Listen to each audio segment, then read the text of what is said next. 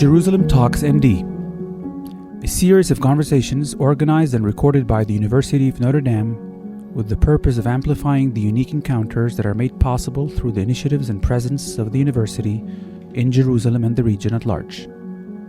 For more information, please visit www.jerusalem.nd.edu.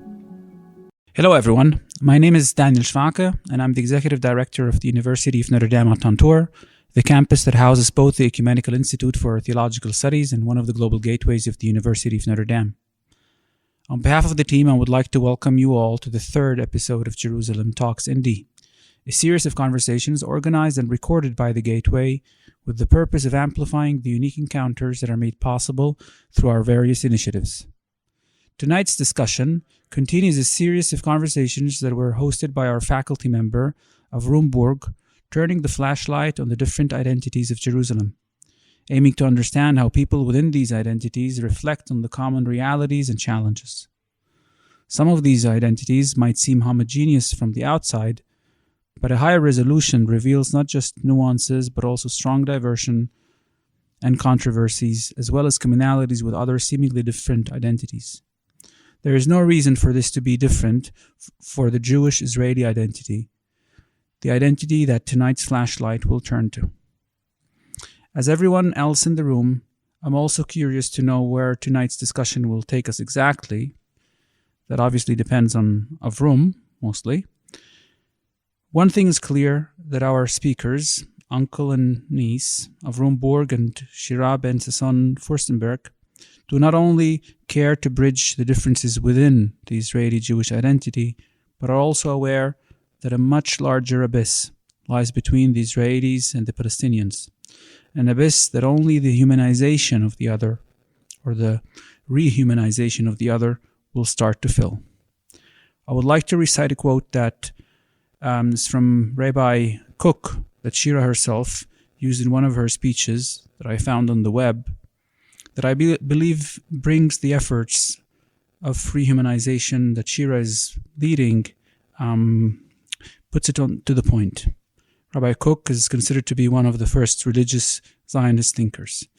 He writes, "The prerequisite for loving Israel is loving all humans, and if it embeds hatred to any human being, it means that it has yet to purify its soul." Ben-Sasson Furstenberg is the Associate Director at New Israel Fund and Director of the Development and International Relations Department.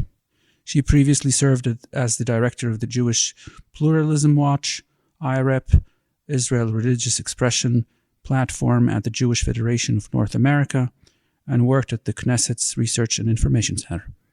Avrum, the floor is yours. Thank you very much, Daniel. Since Daniel already made the embarrassing full disclosure or due diligence that the relationship between Shira and myself might be described by some as quasi-nepotism, okay? I love her more years than she loves me, because I loved her before she was born. She's really my beloved niece, but more than that, a partner for so many walks of life, for so many years, and I'm very, very happy that finally we have a chance to talk in public. The other times are at the gym of the swimming pool, okay, which is a different kind of a discourse. Shira, you're a Jerusalemite. You were born in Jerusalem. You live in Jerusalem. You raise your kids in Jerusalem. What is if you're stopped at the roadblock and you're asked to give an idea, what's written on your Jerusalemite idea? Wow. I've never even considered the possibility of being stopped at a roadblock, and I'm surrounded by roadblocks. That's a shocking question to me, just the setting. But to answer your question, yeah, I would say Yerushalmit, a Jerusalemite, would be one of the top descriptions that I would choose. I actually define myself as an Orthodox woman. I don't know if everybody today in Orthodoxy would give a kosher certificate to my level of Orthodoxy, but I feel that I am an observant Jew, a woman, an Israeli, a mother, a partner. A Jerusalemite Orthodox woman. I'll take that. Let's keep it aside for a second. We shall revisit it.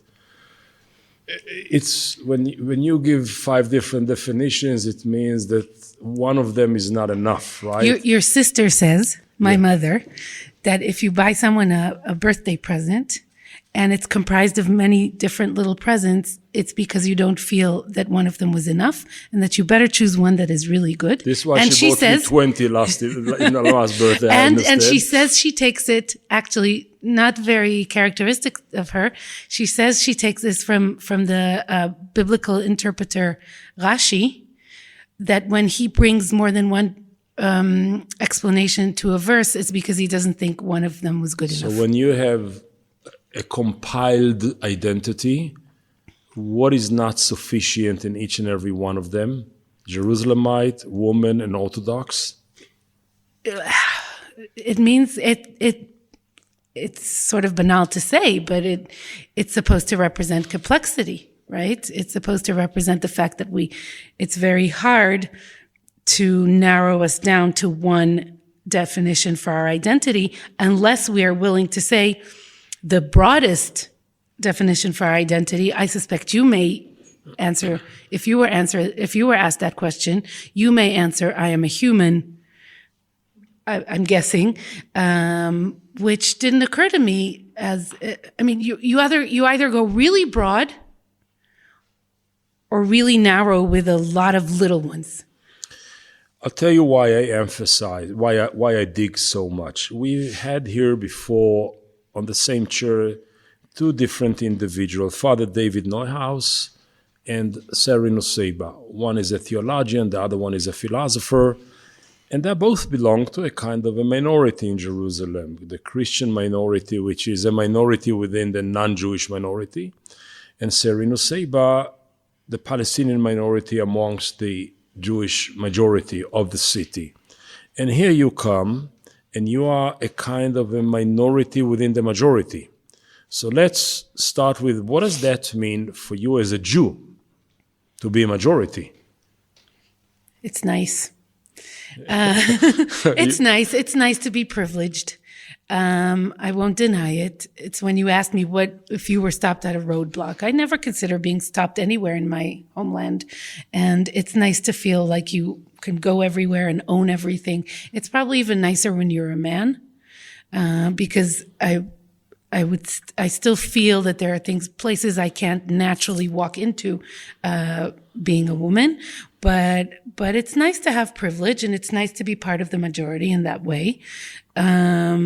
And it's also, again, with the complexities, it's also really demanding because everything that is being done here is being done in my name.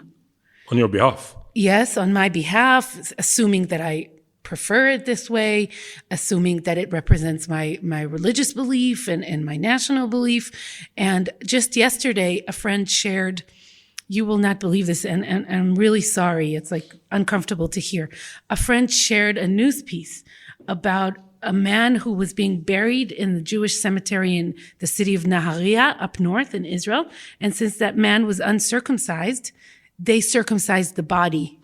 And then I learned that the problem with this case wasn't that they circumcised his body, is that they didn't ask the family, but that this is what Judaism, I don't believe in saying this is what Judaism says, but halachically, based on Orthodox Jewish law, you do not bury a person who is uncircumcised in a Jewish cemetery, and therefore even babies who are born and pass away before they're 8 days old, they circumcise deceased babies, and they circumcise this man, and the big brouhaha came out because they didn't ask the family. So it was just a minor detail. So I was writing back to my friends when we were discussing this, and saying, who had this stupid idea of founding a state for Jews?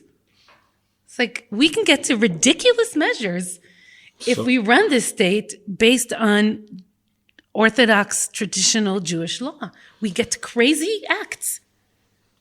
That's how I feel about being Jewish. It makes my life very easy, and it sometimes makes my life very embarrassing. It's easy because you say it's a comfort zone, and nobody doubts my belonging, and nobody asks me for idea, not necessarily the police idea, but the spiritual idea.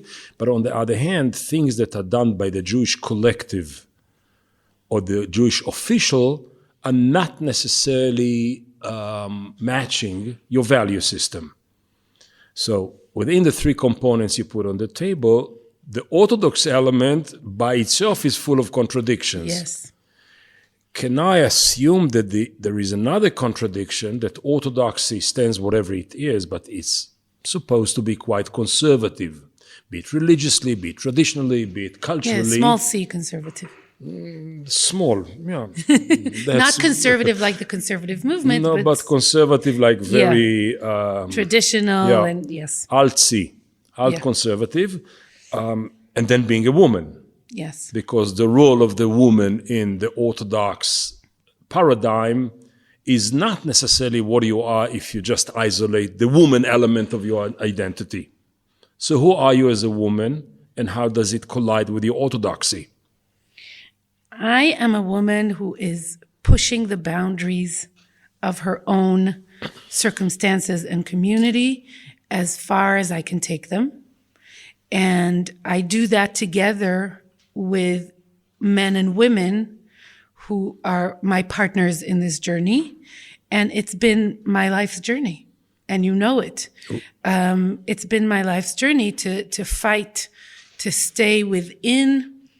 Some people say this is too much for me. Some people who I adore. What is it? I mean, imagine Belonging. that neither our audience here or the people who listen to us for this podcast do not really know your life journey. So give some examples, illustrate it. I mean, okay, I can't assume knowledge, so I will say women and girls in an Orthodox Jewish setting are second best to in everything that has to do with worship, and everything that has to do with public appearance, and everything that has to do with religious leadership, or any kind of leadership. But let's talk about the congregational sphere or religious worship sphere. We sit behind a curtain, or sometimes in the second floor in the synagogue. Yes, in a good synagogue, it's a partition that is, very light, and we can see through it. But in other places, as I said, it's high up in the second or third floor, and we do not we watch over prayer and practice. But you're not equal players. We are viewers of many Jewish ceremonies that take place, that we can look at them, or listen, and sometimes even respond and sing, but high up in the second or third floor of the building. Enters Shira, and she walks down from the balcony to the main hall, and instead of sitting separately from the family, sits with her family. So, maybe not. No, I wish. We can talk about that. And now she's pushing the envelope, the Orthodox envelope. Show me a place, or show us a place in which you succeeded in the pushing, and other places in which the envelope pushed back harder than you, where you failed. First of all, I am not declaring failure, because I'm still in this journey. So the people I am with define the journey to egalitarianism as a journey, and not as some certain goal with an end point. Like, if only we had mixed seating, then we'd be fine. Or if only we had a woman reading from the Torah scroll, we'll be fine. It's an ongoing life journey, and I am not declaring failure, because thank God my life is not over yet, and I'm not out of energy to fight for this yet. But I think a good test case to see if we succeeded is take our rites of passage. Take the bat mitzvah, the female equivalent. The confirmation. The female equivalent of the bar mitzvah. Look at the bat mitzvah ceremony that my grandmother, your mother, had. I don't think she had one. Not just because she was an orphan and a survivor and because of her life story, but because nobody did. I don't even know if they celebrated birthdays. Maybe a bar mitzvah to a boy. We do know because we have that beautiful photograph. But she probably, nobody marked her coming of age as a Jew, as an adult Jew. Female Jew. Adult female Jew. My mother, your sister, I think you celebrated at home, had some nice food. I don't think she spoke or gave a lecture with Jewish content. I don't think she did anything that marked her being able to participate or to lead service or any kind of Jewish practice. Tell me if you remember otherwise. And I think my beloved grandfather, your father, said that it's not a Jewish tradition to celebrate a confirmation for a girl. And now your daughter? And now me. Don't skip me. Never. How can I? And I'd like to pass through me, your daughter, and then my daughter. I had the privilege of celebrating a very meaningful rite of coming of age, but I think my parents and my community at that time, it was 1987. You bought me a watch. You gave it to me at the beginning of the event. I think my family was willing to push that envelope to a certain extent, a very brave one on my father's side, and the congregation was willing to stomach it. And it was in the synagogue. It was in the women's gallery, in the balcony, on the top floor. And it was midweek, not on a Saturday, not in a holy time. And I gave a very long lesson on a chapter. I don't know the name of the book in English. Mishlei? Proverbs. No, that's Tehillim. That's Psalms. Proverbs. You're right. Proverbs 31. The chapter on the woman of valor. And I studied with my father for months, the same level of dedication that he demanded from my brothers, he demanded from me. And I had, a huge stack of books, and you all had an A3 source sheet. I will never forget it. It was extremely demanding for a little girl. That's right. I was almost 12 years old. It was extremely demanding. And teaching men. And I taught men and women, and both my grandparents, men, gave an opening and a contextualization to the things I was going to teach. I was invited to the Holy of Holies of Jewish education, but not to the Holy of Holies of Jewish ritual. And then Roni, my cousin, your daughter, who is a few years younger than I am. I was born in 1975. When was Roni born? We don't count, we just remember. Okay. Anyway, Roni is a little younger than I am and grew up in a setting a little more progressive than mine. And had different parents, related to my parents, but different parents, and negotiated with our grandfather the ability to read, to take a ritualistic move and to read from the scriptures. And we managed to find a time and a place that worked for him, representing tradition, and worked for her, representing change. And she had a different... And your daughter? ...ceremony than I am. And my daughter, Oshri, who is now almost 15, did the works. Everything that a Jewish boy did, Oshri did. So that's an evolution. That's the evolution. She read the entire portion. That's your journey. That is my journey. That's a really great way to... But let me summarize it in my own words. Yeah. You have a contradiction within your Jewish orthodoxy. I mean, you have an inner collision. Yeah. You have a collision within your religious identity between the envelope which pushes back and you push it out. Okay, and now let's go to be a Jerusalemite. Mm-hmm. Okay, it's not an easy city. But I can't imagine myself living anywhere else. It's unbelievable to me that people live in Israel and live in Rishon LeZion or in... Yeah, but how many of your schoolmates from Jerusalem, not the other schools, are still Jerusalemites? That's a good question. I don't know if they can afford an apartment.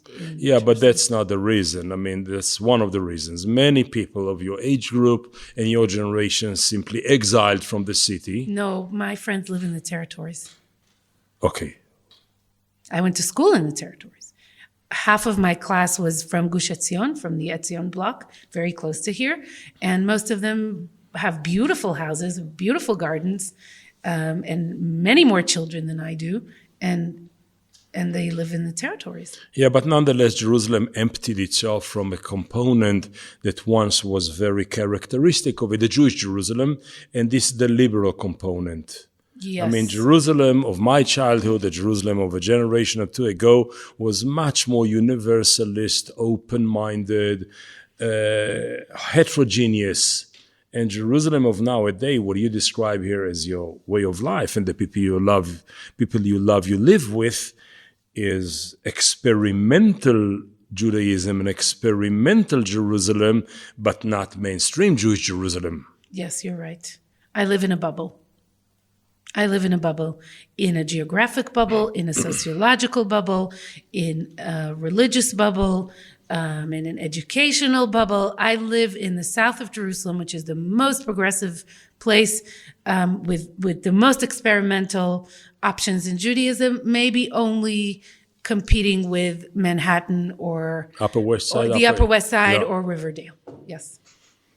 Can you explain this volatile, experimental Jerusalem? Because if I come from the outside and I give somebody a tour of this Jerusalem, I say these extremists and these extremists and these extremists. Everybody is an extremist of a kind. And all of a sudden, this place, which is saturated with extremism, you have so many fascinating other spiritual experiments, like people looking for life at the mouth of a volcano. I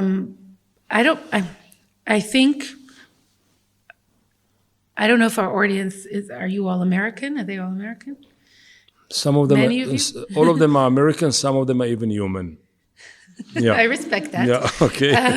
So I think a lot of what is we're able to see and enjoy the fruits of these Jewish experiments that we're able to enjoy in the bubble of South Jerusalem in the past few decades are a result of an import from the Judaism in the United States. The pluralistic Judaism. The pluralistic Judaism in the United States. I think progressive Judaism was not born here. We are zealots.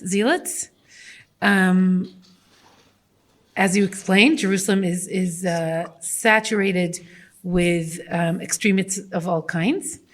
And if we wanted to experiment with progressive, with the notion that is so not Israeli, that there is more than one way to be Jewish, is a notion that came from the United States, brought to us by the Reform movement, by the conservative movement, by the Reconstructionist movement, by leading rabbinic thinkers and figures, men and women in the United States. And I cannot take ownership of the kernel of the idea that Judaism can be practiced and understood in more than in a non-binary way. And all of these experiments happen to take place in a beautiful area of a triangle of neighborhoods in southern Jerusalem. So let's address it from two different angles or two different points of view. The first one is you say, I'm an Orthodox. The immediate translation of orthodoxy is the right observation, which is there is one way of thinking. Straight line. And it is this one. And then you say, I'm an Orthodox, straight like a ruler, who accepts a notion of the other ways of looking at it. So what kind of orthodoxy is that one? Is it possible to have flexible orthodoxy? I think is it in the oxymoron? I mean, how does it work? I think it is. Methodologically or daily? over the years, people have spoken about modern Orthodoxy or national religious, and different. Our community or the community we come from had different names, and I feel very good about progressive Orthodoxy or open Orthodoxy, and it means that I have to grapple every day when I vote in the ballot, and when I talk to my children and who I invite to my house for a Shabbat meal, I have to grapple every day with notions of life and Torah. Life and it's not a. Can I use the word Torah? Yes. The Holy Scripture. Yes, but in a bigger way. In like Torah, in a way that runs our world and create and defines our values and our thinking. What kind of Torah? Molding, actually. Yes, like a set of moral ideas, and that all derive from our religious connection or belief. What kind of Torah do I want my Torah to be, and how can I make it a living Torah? And I feel sort of a little bit embarrassed and ridiculous to use these big words, because usually we don't just think, do I invite my friend Mickey and his partner Moti for a Shabbat meal, knowing that they will drive to my house on the Sabbath, knowing that they are two men married to each other? Do I invite them to my Shabbat table? And what do I want my kids to see? Do I then, when I think about it, before I call Mickey and say, would you like to come for a meal? Do I run through, all of this, the scriptures? Do I open a book? Do I ask a rabbi? No, it's a natural, religion has to be natural to you. And if it hurts, then I don't believe in a religion that hurts me. Okay, so that is painful to live with. You have augmented orthodoxy. Okay, if I can call it like that. And then you have the way of life in which you take all the big words, as you call them, and you actually filter them into your own being and trickle it to your children and through them to your peers and community and what you call your congregation. You have a dream, you have a vision, you want the entire world to be like that? No. Or you just live like, you live within your own shell and that's it? I have a dream for Israel. Please. Remember when I said that the idea of more than one way to be Jewish is not an Israeli idea? Mm-hmm. I wish for the Israeli public and for the Israeli leadership to come to terms with this understanding that there is more than one way to be Jewish, and that Judaism is a non-binary teaching and morality and Torah for life. And I don't have a burning, yearning, expectation for everyone to practice Judaism the same way that I do. But I don't want people to give up on it. And I get the hives. I get a rash when people talk about religiousation of the education system. And people say, we don't want any Judaism, even in the religious schools in Israel. We don't want any Judaism in the public sphere. We don't want any Judaism on the media because Judaism doesn't speak to me anymore as an Israeli. That hurts me. I want people to care about it, to own it their way. It doesn't have to be my way. I just don't want people to give up on it. And because it's so politicized, people are disgusted and they'd rather not. Why are you so afraid of pain? Religion which pains you is not good. Yeah. Secularism which pains you is not good. What's the problem with pain? I don't know anything about secularism. You just say people who feel we abandoned this Judaism pains me. Pains me. What's the problem with pain? It's helpful. I mean, when you have in your body some pain. You like pain. You run. Listen. Pain is terrible. I'm addicted, but it's something else. But the body naturally has pain in order to indicate that there is a sickness, that there is a malady, that there is a need to cure and recover. Yeah, you sound But like if you run away and you take Advil for everything, or you have religious Advilism, that doesn't make any progress. Listen, you're right. Also, the places I've gotten to happen through pain, right? Mm-hmm. I had to fight to own. I saw the inside of a Torah scroll when I was 30 years old. Any Jewish boy sees it, the inside, just to stand next to it and look inside, what it looks like, not from the outside, or from the second floor. So yes, there was pain, and I acted on it. I don't know what to tell you. We have to continue that conversation, but it's just, I don't know what to tell you. So leave it there. It's I'm okay. afraid of pain, but sometimes it brings me beautiful gifts. Yes. Okay. We'll come back to the pain differently, I promise you. I'll pain you a little bit more a bit later. When you say, my dream is one day for Israelis, I mean the collective, Jewish actually, Yes. but mainly Jewish because that's a majority society. 80% of Israelis are Jewish. To contain alternatives and Respect them.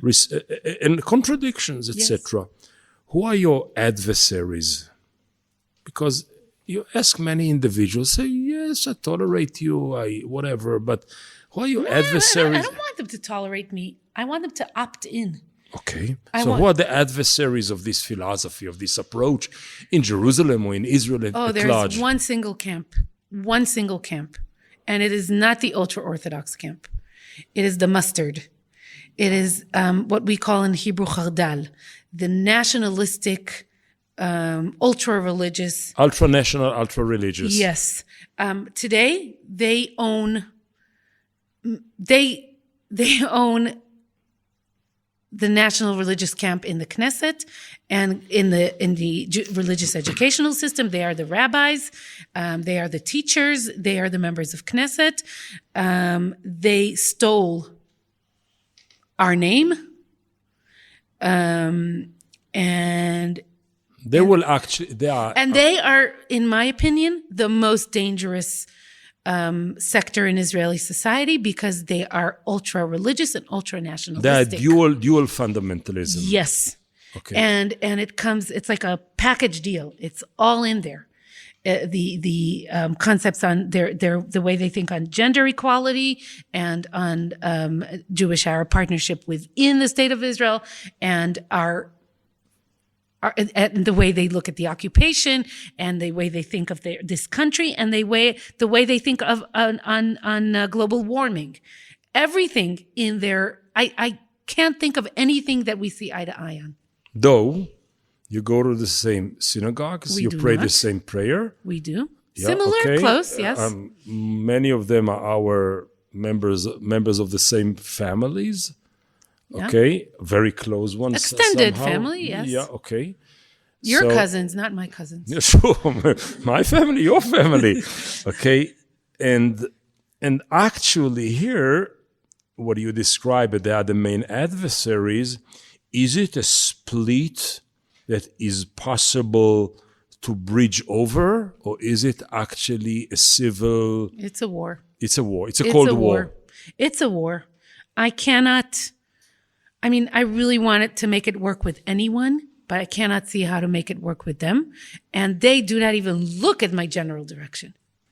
And they totally disqualify and cross out every kind of understanding and every kind of Jewish practice that I and my partner teach our children and see as a, my partner, my childhood sweetheart, who is now my husband. My significant other.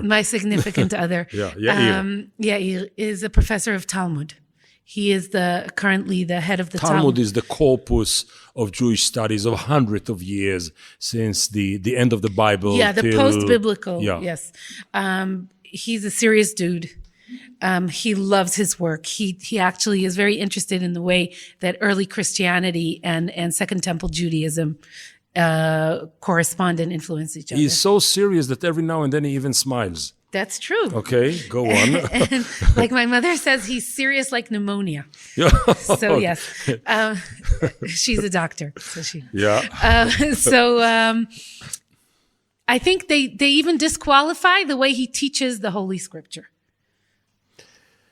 So I don't see ourselves connecting religiously, and I don't see ourselves connecting nationally. I don't see a meeting point. Okay, it's a war or it's a split of the classical Jewish splits, and we had many of them throughout our history. I admire you as a warrior as much as you don't like pain and this and this and this and that, because it's a combat. And now I would like to offer you a comforting, optimist reading of the same reality. And I'll say as follows: these dual fundamentalists get so strong because of you, because they try to defend themselves, because you succeeded so... Because they're losing? They're losing. You think they're losing? I think they lost. And I offer you a reading, okay? They win all the votes.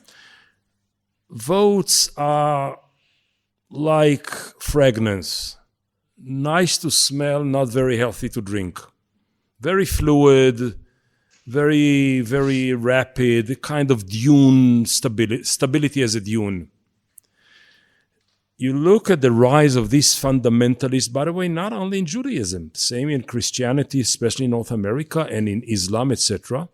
And you see that wherever there is a rise of these forces, it's because the social structures were so dramatically changed in the last century or the last couple of decades. So they're building the walls higher.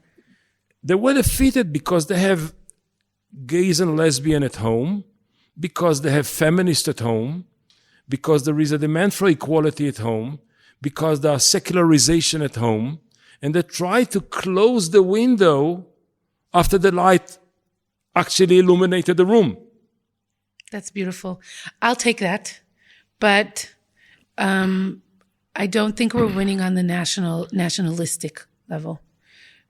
I think most Israelis are with them. And I think kids who grow up in this ultra-nationalistic, ultra-religious communities and settlements might choose to take their yarmulke off and become non-religious and maybe gay, or, break away from the family in many, many, many ways and be non-observant, which is extremely brave, but they will not break away from the nationalistic perception of relationships between Jews and Palestinians and Jews and non-Jews in this country. Again, I will say, I use your words, it's a journey.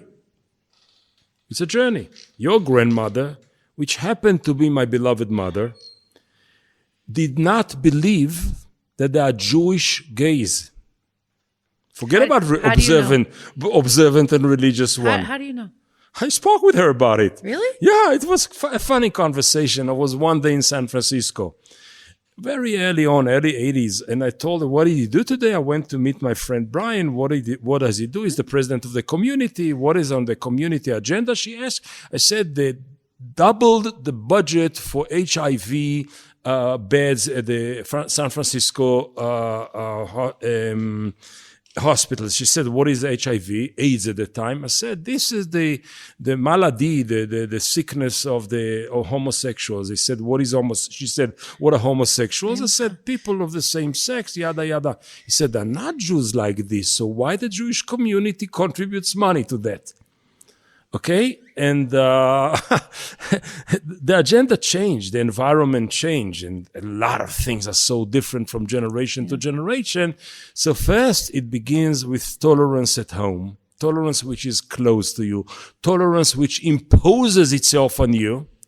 And once you develop sensitivities to the people dear to you, the next thing will be sensitivities for people who are not with you. I believe in that, and I'll tell you something. That's your own words. That's a journey. So I believe in what I said, and you are a great sounding board to this, and it gives me hope.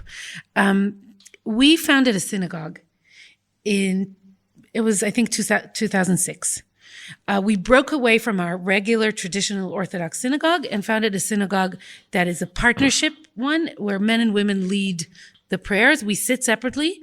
If I have the energy, I will bring a vote to the congregation to create, same way as your synagogue has, 3 areas for men, women, and people who want to sit together.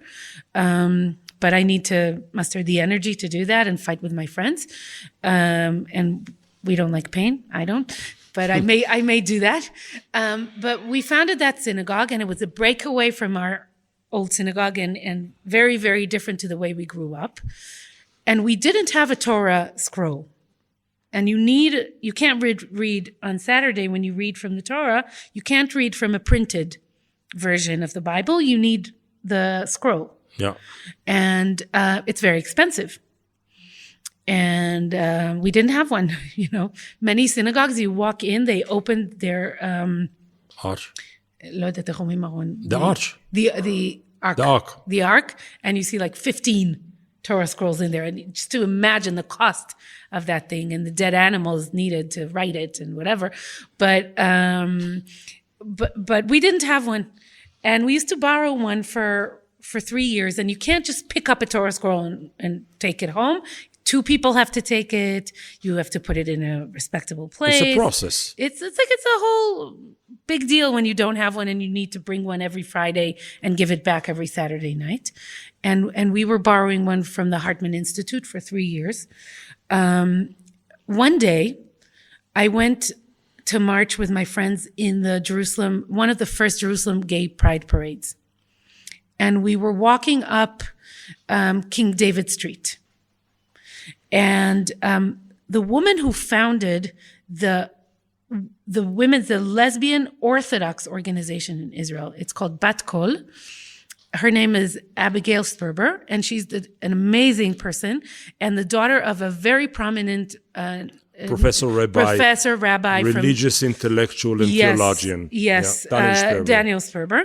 And she's the founder of a gay Orthodox women's organization. And I am marching with Abigail and her friends because it's important to me and I support their work.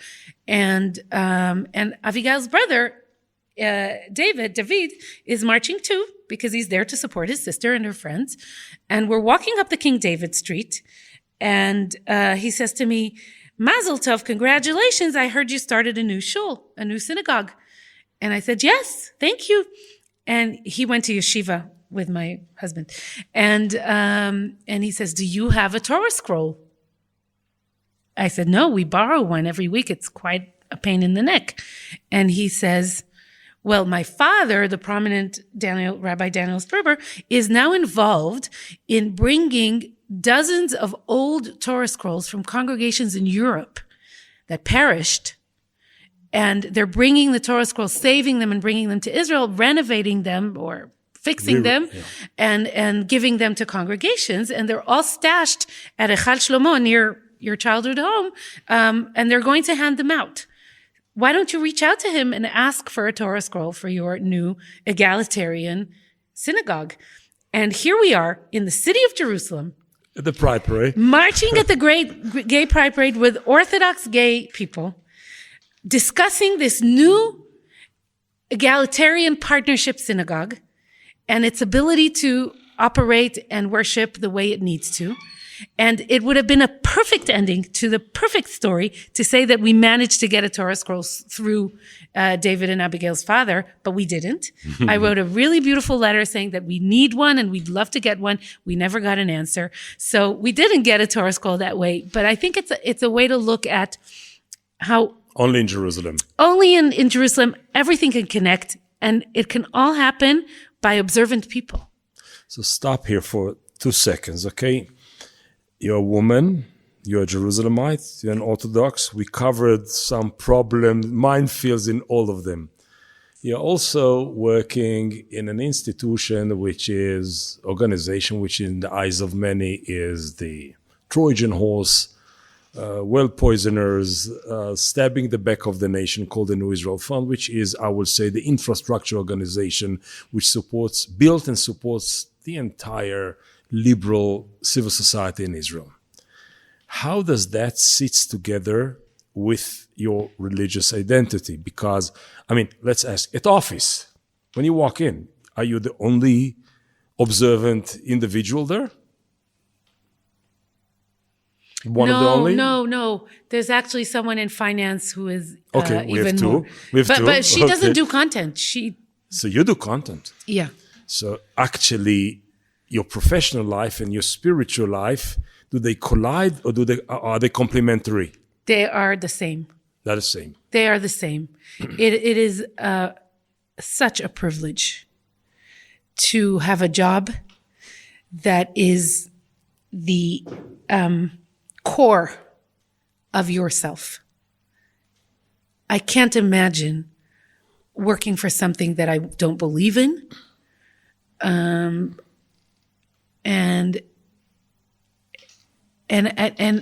I am so honored and privileged to be in a place where I get to support activists on the ground who are doing the most important things in Israel and paying the highest personal prices. I am honored to do this work. I'm uncomfortable using these big words, but it's a mission. It's a mission. It's a life mission to be able to create connections and give the backbone to the people who are doing the most important work in every single area of our lives in Israel. And I can't imagine not doing that. And I tried not to, and I hated it and had to come back. I tried to stay away for about a year and a half, and I had to come back. This kind of mission is a mission that goes sideways only to people who need support, organizations like horizontally going, or can you say that you go vertically as well? Do you change your home, your parents, or does it go only onwards? I'd like you to answer that. No, wait. I have no clue. You know them. Do you see that we influence them? I think so. I don't do it alone. My brothers are in the same line of work, and the family environment is such that the discussions around the table are a one voice discussion, and that's also a gift from God. To have, we spoke about this, the two of us, to have a family that sees eye to eye with you. I know other families that can't bring up things. Really? Some of your friends and colleagues? Even some of my family from the other side. That you just say, don't talk about it in the family WhatsApp group. Because otherwise... Because we feel uncomfortable when I share photographs of myself in a demonstration. They'd rather I won't send it. So it's actually, they ask you don't introduce the war as you described it earlier. Into the family. Into the family. Yes. But in our family, yes, I think we influence our parents, but we grow from the roots that they showed us. They fought the fights of their time. I think I just stumbled upon, my brother sent us a scan of an interview that my father gave when he was 23 years old to the National Religious Newspaper, which doesn't exist anymore, that used to be read in our homes. And he was such a great warrior at the time, questioning the big questions of that time. Again, they were different questions. I don't feel like we cut to the left of our parents religiously or politically. I feel like we're continuing the path that they put us on. They took us on our first steps into that path. We now may have run forward a little faster or a little further than they would have imagined, but we are on the same path. I don't think we broke away from that path. Let's go back to the concrete, real Jerusalem. Take me to the corner which is your Jerusalem. When I sit there, says Shira to herself, wow, I feel at home. I feel at my city. Give me a corner in this city. You mentioned it, actually. I don't know that you love it as much as I do, but I really love the swimming pool at the YMCA. I think I don't only love it because I enjoy swimming with music in my music player, and you like running and I like swimming, but because it's an abnormal setting where Jews and Arabs come together for recreational needs. It's a shared space. It's one of the very only normal shared spaces that is not a hospital and is not around conflict. It's just about living and well-being. And a Palestinian Israeli can be your instructor in the gym, or your lifeguard in the pool, or in most cases, your cleaning person in the locker room. But they could shower next to you, and they could teach you, and they could learn from you. And it's just a piece of normality. And the kindergarten there. And the fact that I walk in the month of December and there's a Christmas tree and a menorah, and it just lightens my morning every day when I walk in. It's a little piece of Jerusalem heaven. And it's funny that I'm singing its praises because I'm leaving soon, because we're building a new community pool closer to my house that I'm involved in. But I hope it'll have something of the spirit of the YMCA and residents of Palestinian neighborhoods in South Jerusalem may feel at home and swim with me there too. The first time ever in my life I met a non-Jew was in YMCA. Okay, Really? the C is for Christians, and it's a Christian place. And our parents sent us to learn how to swim. Not a very Jerusalemite hobby. Yeah.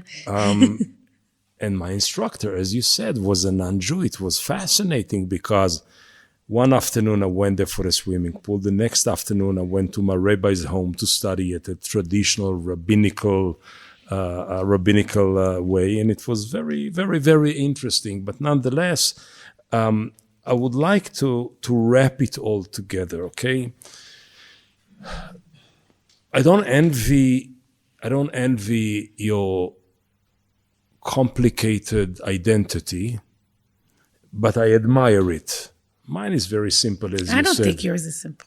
I'm sorry? I don't think yours is simple. Someday I'll invite you to my podcast. Forget about it. And you'll see that yours is not so simple I'll either. come to 20 others before I come to yours, okay? But having said that, okay, you know too much. But I believe what I see in you is a kind of a very, very powerful soft power. Okay? I mean, there were books written a couple of times on the theme of the power of powerlessness. And I believe that the power of persuasion, which comes to what you call your core, which says, listen, I don't have a simple life. I'm this and that. And I'm not ready to give up about neither this nor that, creates a situation that you as an individual and your partner and your children and your family and your environment and your siblings and your parents and some of the extended family are people who say, listen, we actually can face both fronts. We can make peace and remain Jewish. We can be majority but sensitive to the minority. We can be observant in the traditional way and yet well connected to modernity and all of its manifestations. And I believe it's very powerful. Do you think that one day Jerusalem will be like that? Would you be the mayor of this Jerusalem? No, so many things I don't want to deal with. Was Jerusalem ever like that? I don't know. It's like, we sometimes reminisce and have nostalgia to what Jerusalem was over history. I think it was always a city of competition between ideas. President Rivlin once told me that this is the city of peace that already had 136 wars for this peace. Yeah, and sometimes they're internal. And sometimes there's streets that are closed to one community and open to another community. Sometimes it's between a Jewish community and a non-Jewish community. Sometimes it's for a Jewish community, people can't use the same street. So I can't reminisce back to a time where Jerusalem was what the Disney-fied version that we make of it because it's like Jewish tradition has a term of Jerusalem of above and Jerusalem of below. Yerushalayim shel mala, Yerushalayim shel mata. And that Jerusalem of above is a dream. It always was a dream. I don't think it ever existed. Even in the Second Temple times, there were clans and groups and competition and different ideas on what Judaism really is. And definitely in times where there were not only Jews in this city. So it's always a dream, but it's not a dream in a way that it's like, oh, you're foolish if you think Jerusalem can be like this. It's a dream in that it shows the way. The dream of a pluralistic, inclusive Jerusalem is not a foolish dream. it's a dream that designs your journey. So I can't answer you if the real modern, real life Jerusalem can be that dreamy Jerusalem, but thinking of it is what makes it worthwhile to stay here. As your grandfather used to say, nostalgia is not what it used to be. And I take it your grandchild one day will say, the future might be. Thank you very much, Shira. Guys, the floor is yours. Q, A's. Anybody wants to answer? Danny, please. I remember you answering, with these kind of different identities, all of them around your Jewish identity, basically. Orthodox, but then within that orthodoxy, what exactly, and very nuanced. And then at the end, it was very clear that, again, you care very much for bridging the gap between the cultures, and within that community itself, you're very rebellious, and you're looking for, you see yourself as a very small minority. And I wonder if, in that case, that means that there is something larger that you identify yourself with, not just the Jewish identity. There seems to be something that you can connect it with your Jewish identity, but it connects with others that are non-Jewish. I don't know if it's the liberal one or the democratic one or the human one or whatever. So a question, do you think there is a space or a need at the moment to start creating an identity like that in order to have a common platform for the different groups that are competing for the city? Or are we better off all kind of trying in the nuanced identities that we have to better them and make them better, instead of having one common platform for those that actually are keen to make it a better place? Yes, I always think that partnerships make us stronger.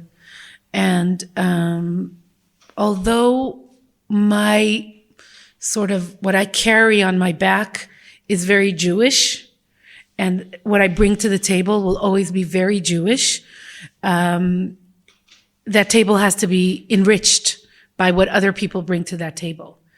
And I've been drawing a lot. I don't know how political we can be, but I've been drawing. You said I can say anything tonight, right? I asked. Going to the demonstrations in the past 2 weeks, there's only been 2. On Saturday night, near the president's residence here in Jerusalem, has been a very Jerusalem experience for me. It's different from the Tel Aviv demonstration. And it's softer. It's nuanced. It's smaller. It's not as loud. You see a lot of signs with verses from the Bible, and then signs with verses from Tolstoy. And that builds power. Partnership builds power. I know it sounds like a cliche, but I believe in it. It's true. And if all pro-democratic residents of Jerusalem got together, I do believe they will be heard and they will resonate. It's really hard because in order to do that, people say, but I don't want the Palestinian flag. Or people would say, we walk into the demonstration and my husband and my son wear a yarmulke, and people tell them, way to go. So great that you came. And I want to say, why would you even say that? We're here and we came because we care about Israeli democracy. You don't have to clap your hands and admire a religious Jew for demonstrating against something that breaks the foundations of Israeli democracy. So, I mean, and then they say, but if we want to bring the soft right, we have to give up messaging about the occupation. And I say to my friends who are organizing this demonstration, this is the strength of the demonstration. The multi-facet, complex voices that come to it are the strength of Jerusalem, of the Jerusalem demonstration. And that's why I would never, not only because I don't like pain and I wouldn't travel to Tel Aviv on a Saturday night if I can walk over a few blocks up to the next neighborhood, but because the Jerusalem demonstration is unique in that way. And nobody is surprised to see me there. And I can stand half of the time with the folks from Free Jerusalem with their Palestinian flags, and half of the time with the friends from my synagogue, and all of the time with my family. What a privilege. What a privilege. I love that about Jerusalem. And I would always choose the smaller demonstration that is more complex and represents many voices in Jerusalem. And I will always work with my friends organizing the demonstrations.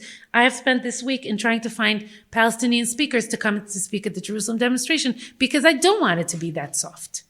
So I like salad. I love salad. Is like we always fight over the leftover salad, right? So Jerusalem is a salad. That's what's great about it. It's not just plain lettuce.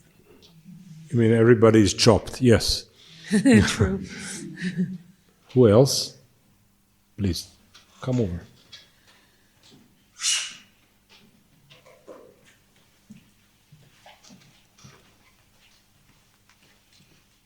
Hi, thank you to you both for this amazing conversation this evening.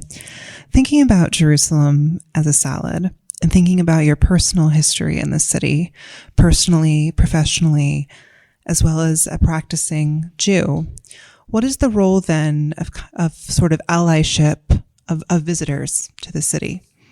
Those who are like the Notre Dame students who are visiting here. I'm currently studying at Tel Aviv University with its own crop, though, of visitors. People who have never been to Israel, never been to Jerusalem, are trying to absorb all of this for the first time, especially even from afar in Tel Aviv. So what's the role of visitors, of kind of the short term in the Jerusalem salad? Jerusalem is the light of the world. And it won't be what it is if it didn't have visitors. Even the biblical perception of Jerusalem is as a place where we all come together, right? All nations come together. That's the best, the strength of Jerusalem is in its visitors from around the country and from around the world. And you don't have to abide by anything, in my opinion, to be visiting Jerusalemite. I think the best visitors are ones who become ambassadors.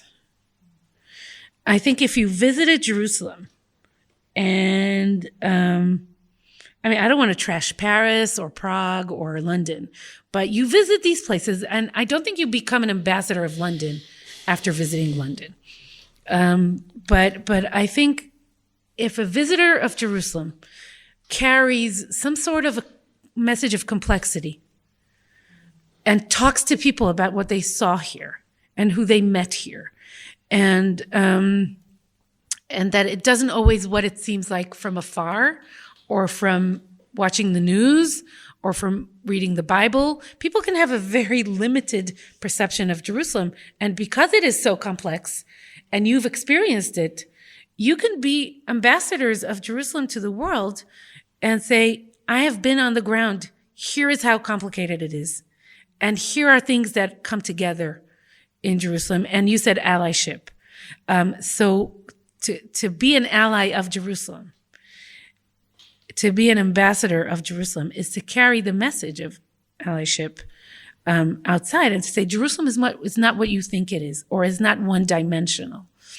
And in that way, I hope it can represent Israel, because Israel has a very troubling reputation around the world that, again, I will come back to what I said earlier.